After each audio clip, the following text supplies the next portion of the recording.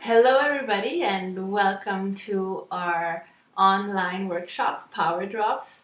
I am very excited to start to give you all these information we prepared for you, the PDFs, the videos, some bonuses we will have, some of my colleagues that will also contribute to your questions, and just from your responses so far and questions I collected, I see that this is much needed.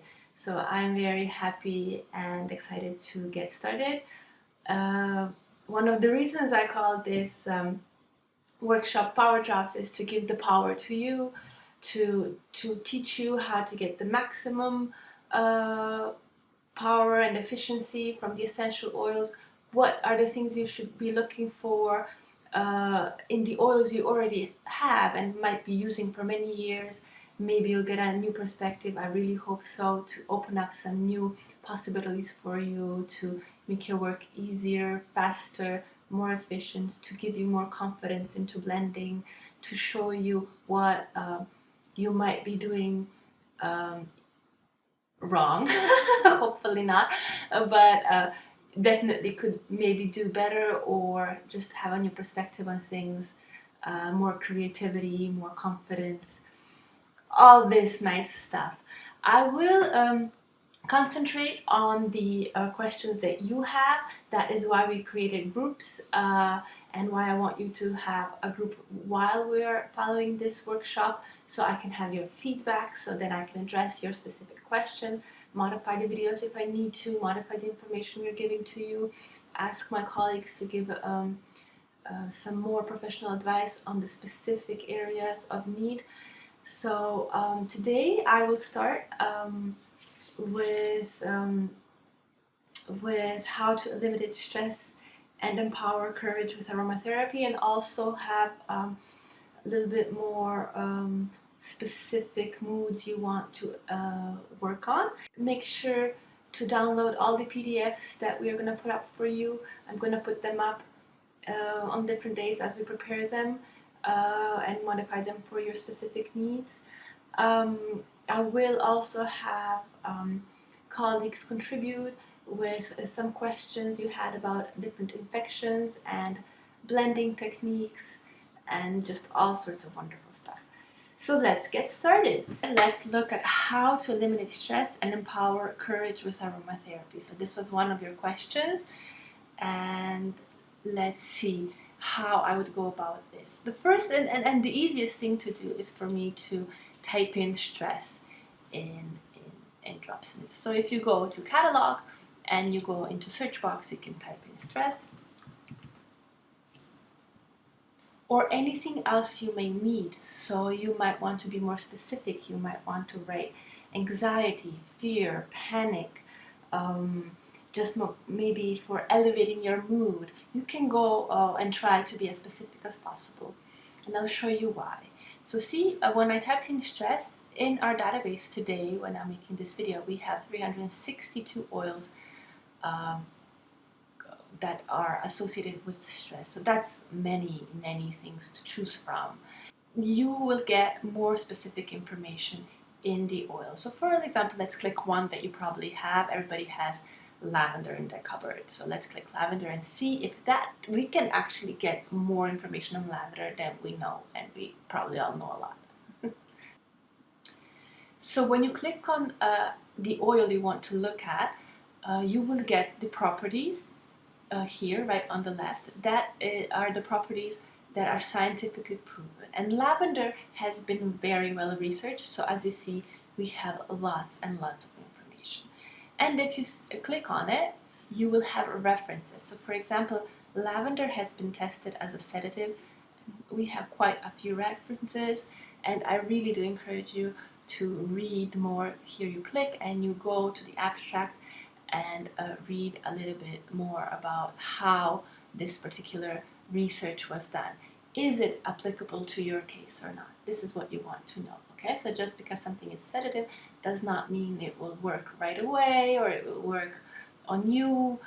What is the dose you need to use? How do you need to apply it? And that information you may get a little bit more detail in the reference itself. Okay, so also we see this is anxiolytic. So there was another question that you wanted to know about how to apply essential oils for anxiety. Lavender would be, as we all know, a good choice. But if we found a little bit more information that we can give to you, you can see, for example, that this research was done just before patients were undergoing, and this is going to be hard for me to pronounce, gastroscopy. So this is quite an uncomfortable thing, and they had really good results. See, this one was done on different stuff, on dental patients. So this may or may not be useful for you.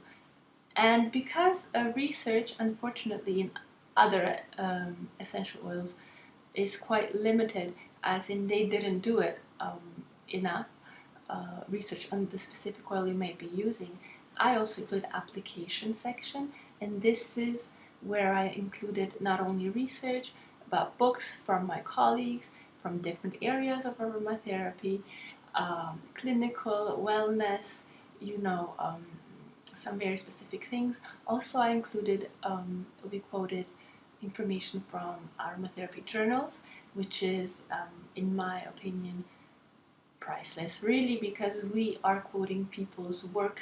We could extract how some professionals use a specific essential oil for a very, very specific case study, and that is included here as well. So as you see, I have here show all because lavender has many applications, and we were looking for stress.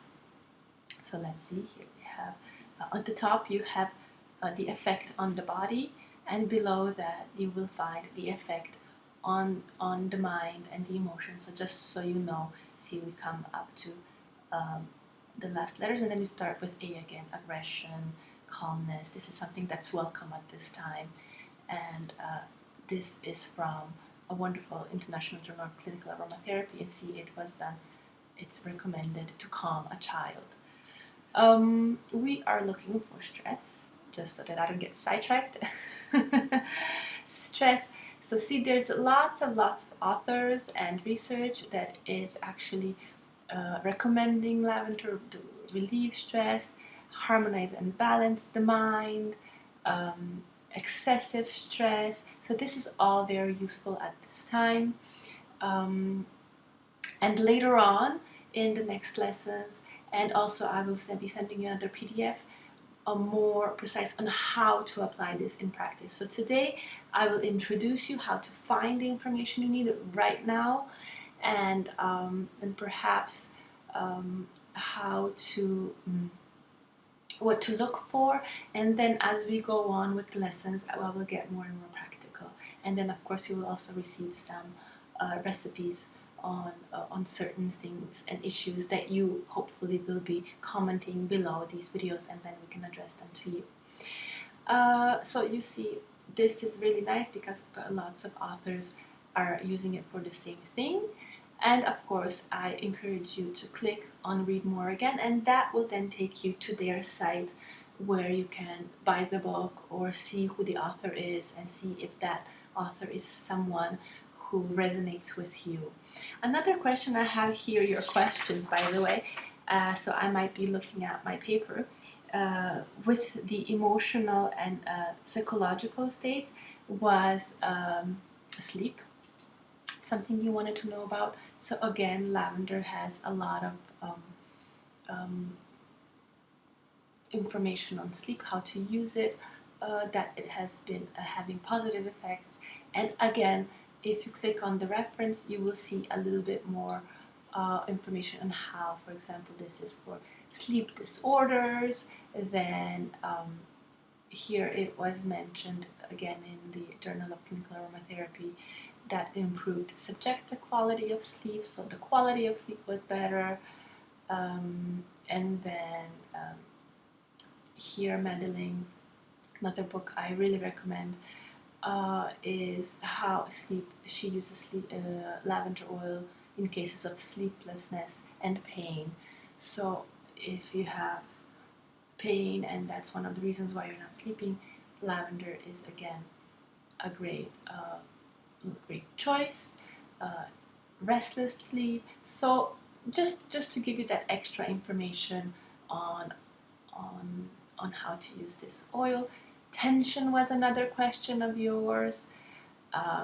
Fear, mood, and when we wrote mood, it is to categorize it easier, so you find information more quickly. But sometimes, as I said, then what mood, improve mood in dental offices and this research, for example. Soothing your mood. Madeleine was very specific on how foot baths she uses to see for people that are fatigued, unsettled, worried. So this is again something you might want to try to calm you down. Make a nice foot bath. Make sure always to dilute oil into emulsifier before you put it in water. Please remember that. And then maybe make a nice soothing foot bath to relax you, help you sleep, release that worry and tension. Okay, so this upper area here, the green area, will tell you about the scientific properties, how to apply the essential oils, and of course safety. So please do click on the safety, and you will see that a lot of contraindications and safety recommendations are in direct connection to chemical components, and that I will again talk about in the next video as well, to give you that, just to make you feel more safe and confident into why you chose certain oils and how to apply them safely. So this is the area you will start with to see. For example, I would recommend that you look at the oils you have right now at home and check them out in Dropsmith. What are all the properties and applications, and of course safety measures for the oils you already have? You might be surprised of the benefits that they will provide to you. The power drops they have in the little bottle. At the bottom here, for every oil, we have a detailed report, and that is the chemical components. But I will not go into that right now. I will try and keep on track. So for the first part, I wanted to show you how to find oils to eliminate stress and empower courage. So if we go back to catalog and write courage, see, we also have many oils that are associated with courage. And in the same way, you will then click on the oil and see how is that applied. Does it have more information? Is this oil for you? Because it might be an oil, for example, that does affect courage, but lavender, for example, will also help you sleep. So if this is a problem that, for example, you need something to support you to feel more safe, you're lacking courage, and that's why you're having trouble sleeping, then lavender might be an oil that you will use to help you also soothe you and relax you and get you more sleepy. Whereas in rosemary, for example, it might empower your courage, but it also will help you wake up, be more focused. So this is something you would use during the day. And that's why I really wanted to get all the information on one place. You just click on the oil and you have all the information on one place, so that you don't forget these little details. As you saw, and here also with courage, we have over 250 essential oils that are for courage, or for stress, for example. But which type of stress?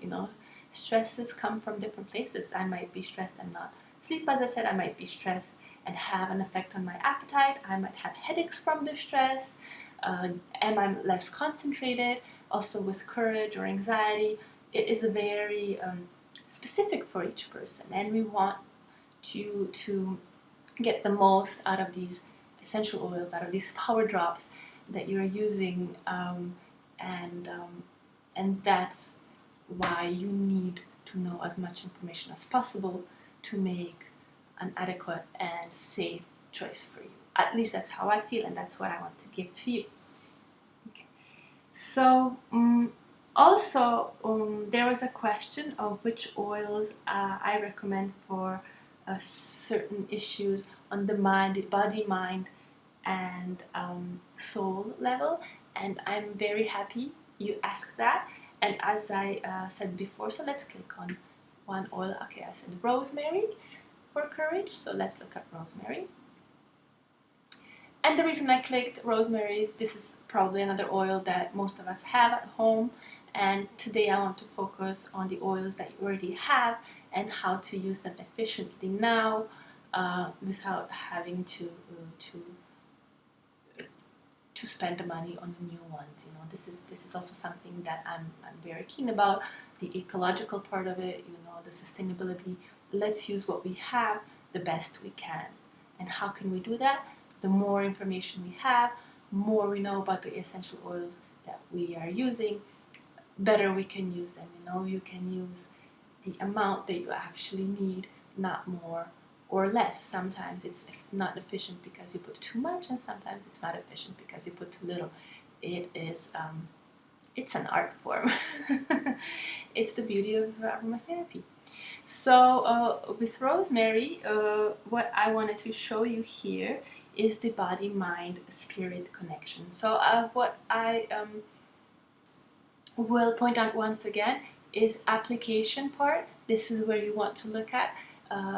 It will tell you on all three levels if we found that information, mind you, because some essential oils are not as well researched or are not as well written about as rosemary and lavender.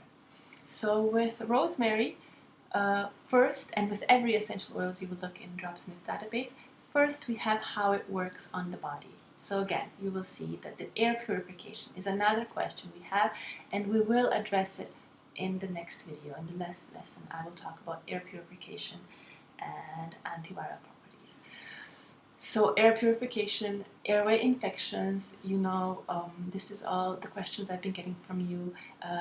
Respiratory conditions, see bronchitis, for example. This is what we will be talking about in the next lessons as well. So at the beginning, interestingly, we will not be talking about how to use essential oils on hair. This is one of the questions, but here you go. Rosemary is also recommended for oily scalp, for example. Then after how it works on body, we have the mind and emotions, and at the very end you will have the spirit. And quite often in this area we have information from Madeleine's beautiful books that she writes for actually for nurses in palliative care, but her books are applicable to anyone really, because it goes in such detail, especially on the emotional and spiritual level, that I think it's very well worth everybody to read about it. So for example, for atmosphere, here she's telling us that we can use rosemary for uplifting and tonic ambience. Oh, this is this is Rhiannon writing, and then Madeleine is going really specific. See here we have a really pretty beautiful information that she uses rosemary when there is chaos and destitution. So she is creating with this in the atmosphere that you have a rock to lean against, and to protect yourself from people who suck up your energy, which is a completely different perspective on rosemary than what we have here in the clinical and scientific research. For example, we get very specific details on, for example, antibacterial properties and which bacteria it works on. So this is what one of my main challenges was when I was learning aromatherapy and when I was teaching my students how to give you the most wide perspective on an essential oils you are using and on your blends, not excluding anything but actually including all aspects for it, but giving it to you in such a simple way that you will just then focus on what you need at right now, or what you find that resonates with you and is more on your level of thinking, really. So you can go really scientific, or you can go deeper, as in emotionally and energetically, but keeping it all with references. References is something that's very important, and I hope it's important to you as well, so you know where your information comes from, so you know how to apply this essential oil to work for you, your clients, your loved ones, your child. As a mother, for me, this is very important, that I know that the oils I use on my daughter are safe, and I know how this will affect her. Okay, so as I said, we will get more practical in the next videos. This is to introduce you to how to actually start exploring your questions in Rosemary, in Dropsmith, and then please do comment below so I know where to go further, whether it is with questions about Dropsmith or questions about specific application of these essential oils and these issues you're facing. So as you see, it's very simple to search for whatever you need. You just write in the search box whatever it is that is bothering you, and it will then pop up the essential oils that are associated with that specific word in English for now. So this is why Dropsmith works so well, to save you time, time finding oils that you actually need, save you time finding research that you actually need. It will save you money going through research, because research is expensive as well, and I hope it will save you money also, that you will actually use the oils that you have already, and use them efficiently. The next thing is how I want to show you how you can be more efficient and how you can be more self-sufficient without me leading you or answering every single question, that you can actually know how to get more information out of essential oils yourself, and Dropsmith is here to help you with that as well. So next question I would like to answer from our land page is how to say goodbye to endless research and find antiviral oils, and answers you read right now. So I will not just be focused on antiviral oils. This can be for any other property you might need. But here I prepared for you, let's say antiviral, because this is very popular right now, and this has been a question that has been asked often. So let's write antiviral.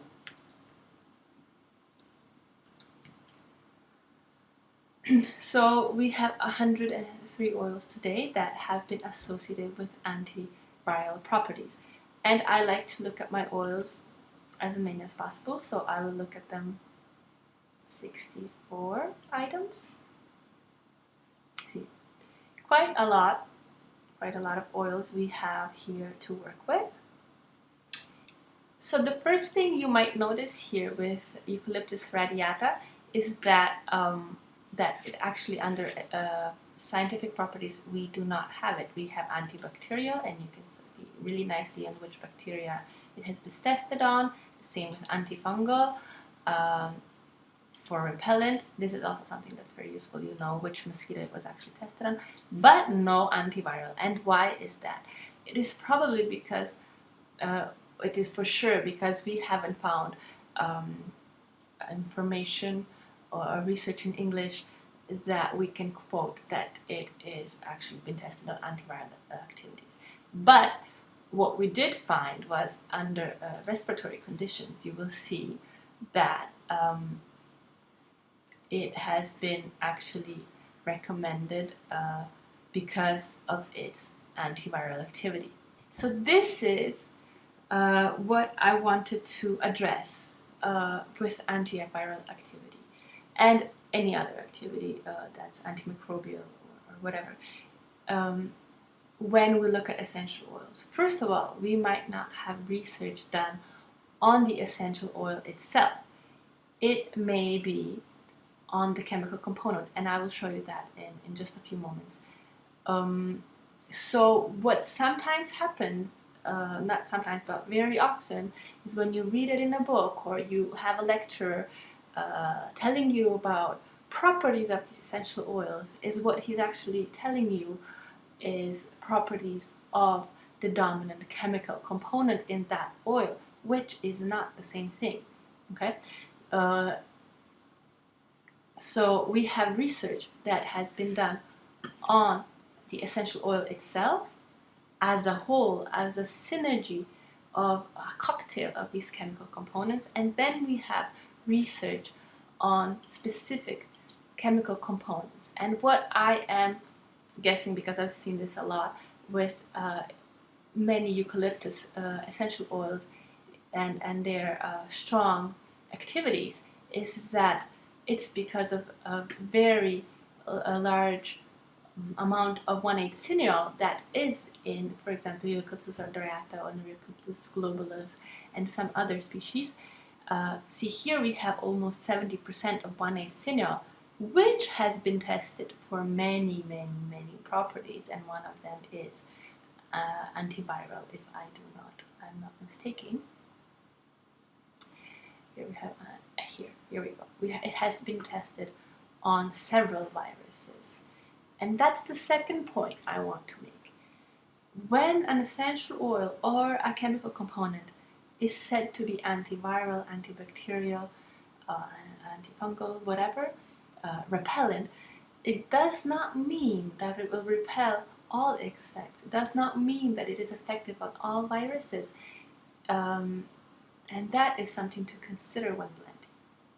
On the other hand, because we're limited with this information, it may be very helpful to know that this specific essential oil, in this case Eucalyptus radiata, is, among other things, effective on certain viruses. So you may try, it will not hurt you to use it in the time of need, to disinfect air or hands or whatever, but it is not something that you can rely on 100%.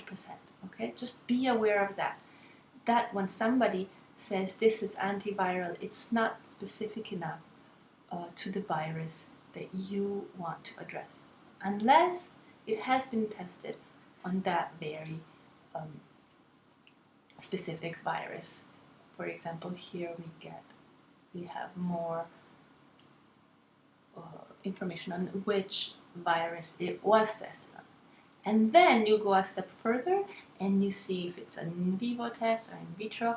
Unfortunately, most tests on antimicrobial effect of essential oils have been tested in laboratories, which may not then be the same effect we are expecting to have on us as humans, of course.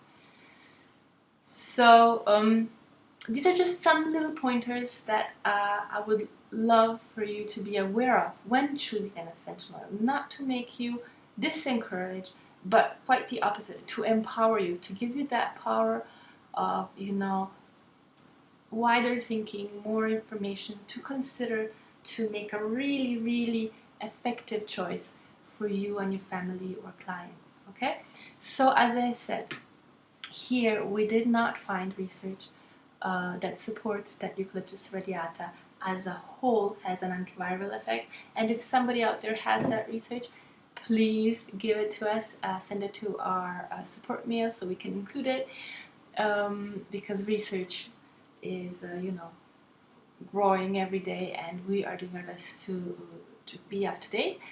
But as I said, people and therapists have been applying this for many years for certain indications, and that is also valuable information to know that a therapist, a doctor, a pharmacist has been using this essential oil for helping, for example, respiratory viral infections effectively. Okay, So this is what I wanted to say for two things that I announced on my landing page, and that is one: have you been choosing your essential oils, the right way? Have you been considering all their possibilities and power? And definitely what not to do, and that is make an assumption that just because an essential oil is antiviral, it will work on this specific virus. Okay, so just keep you safe and open-minded in that way. So here I have already been clicking on 1,8-cineol. It's a very common chemical component in almost every essential oil at a certain percentage. Of course, you will find it in less than 1%, and then in oils such as eucalyptus radiata or globulus, even 70% or more. And why is that good to know? That's good to know for several reasons. It will, of course, affect the final properties of the essential oil as a whole, and it will affect the safety. So see here, because most of the safety recommendations are connected to some components that may be questionable and have certain effects on you physically. So here it is not recommended to use essential oils that has a lot of 1,8-cineol for children, because it may actually cause a central nervous system and breathing problems in young children. For more information on that, do read the book itself. I really recommend it to get more information why and how to use the specific essential oil. But coming back to properties, one thing that I'm very excited about is that you can then see some of the chemical components that are in this specific essential oils. You can see the properties of the chemical component, and then here on the right side it adds up. For example, we are interested in antiviral. See, we have over 80% of chemical components in this essential oil that have been proven to be antiviral. That is quite a high percentage, okay? And not so here with the properties of the essential oil itself, we do not have antiviral research, but we do have on all of these chemical components that make the essential oil. So this will give you the power I'm talking about, to go not the extra mile, but the extra of couple of miles to know this information. And this for me was impossible to calculate in my head. I know these components, I know some of their properties, but to sum it up in my head, I'm just not that smart, I guess. And I do not have the time. I have other things on my mind. I really need that information right now to apply it on my child, for example, or my client. So another thing to point out is that we have almost 14,000 references on chemical components, on essential oils, and how to apply them. Okay, so this is massive information we are giving to you just at your fingertips. All you have to do is click, and we are building more and more our database to suit not only your needs, my needs, to be up to date. It is a growing industry, and we need to support it. Okay, so lastly, what I do want to talk about is now, for example, how to apply this.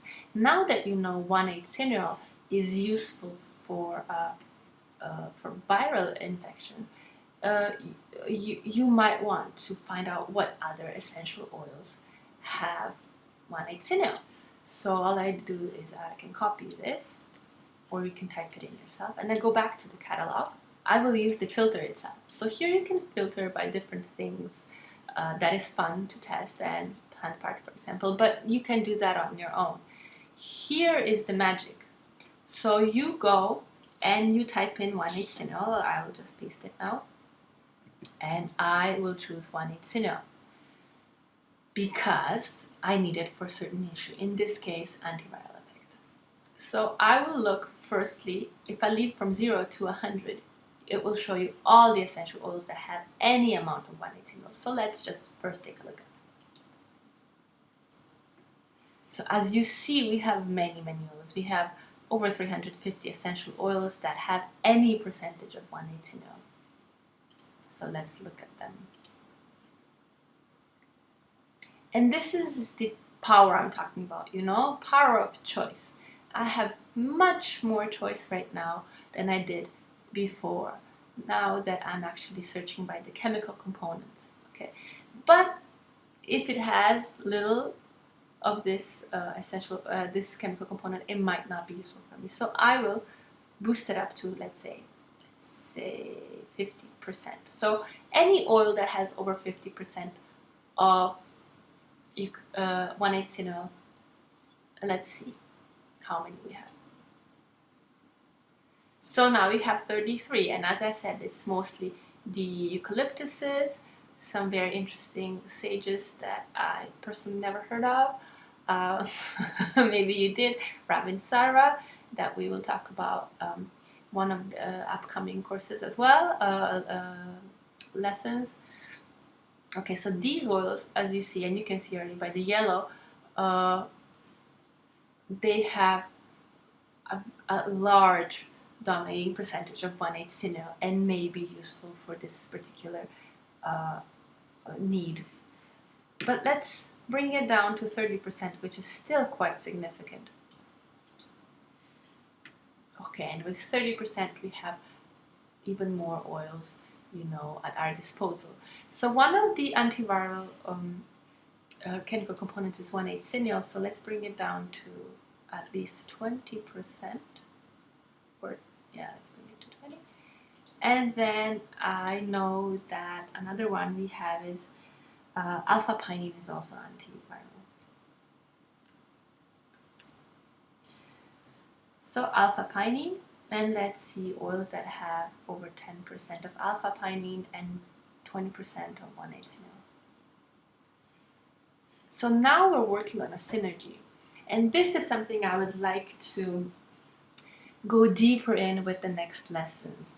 Okay, so instead of just choosing oils randomly that you read somewhere that it works on a certain thing, you can go deeper and you can look for oils that have chemical components that will endorse whatever you need to address right now. Okay. And it will give you some very interesting new options that you might have not thought about, like myrtle. I really like to use myrtle. It is local for me here, and it is far safer to use on my daughter than eucalyptus bulbous, for example. So if we just now stick to alpha pinene, for example, because I know that's, see that it has a lot of oils also have alpha pinene, and boost it up to over 50%.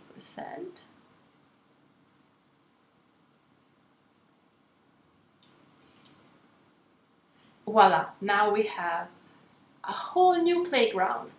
And as you see, this is like a video game for me, you know. Some people like to play games. I like to play in Dropsmith and look for oils, look for clues, look for things between oils that are making some connections, you know, learning new things about them. So this is what I want to share with you.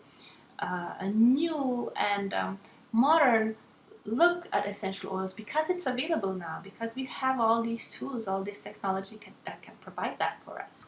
So this is what I wanted to give to you as well, to try and test it and see how it can make your life easier, and you know, how it can bring you new value to your blends, to your work, to your you know, whatever it is that you're doing with essential oils. So I will here call you to give me some comments, please, on what we did today. Was it useful?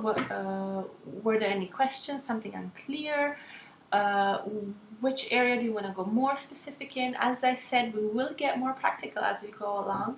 This is just an introduction to get you started, to get you thinking this way. I hope you enjoyed it. Next time I will talk about air purification and some powerful ways of blending. We will go into blending next time. I want to show you some other tips and trips. I'm sorry, some tricks and tips I have learned over the years, some things I've noticed that might be useful for you, and of course I will also give you some PDFs to follow up your questions that you may have. So thank you for today. One last thing, so you can get started, maybe play today, is just a touch on the immune system, because this is a very big question I've been getting. So to get you started on your own aromatic journey with us and Dropsmith, you can type in immune system.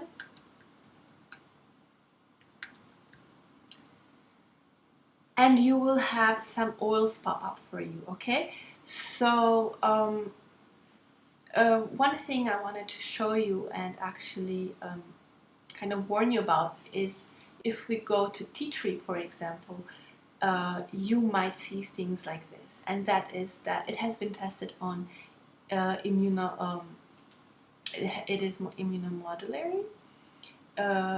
It has been tested on as an immunostimulus and as an immunosuppressive. So you might think, what is going on here? Okay, this oil will help me boost my immunity, or it will, suppress it.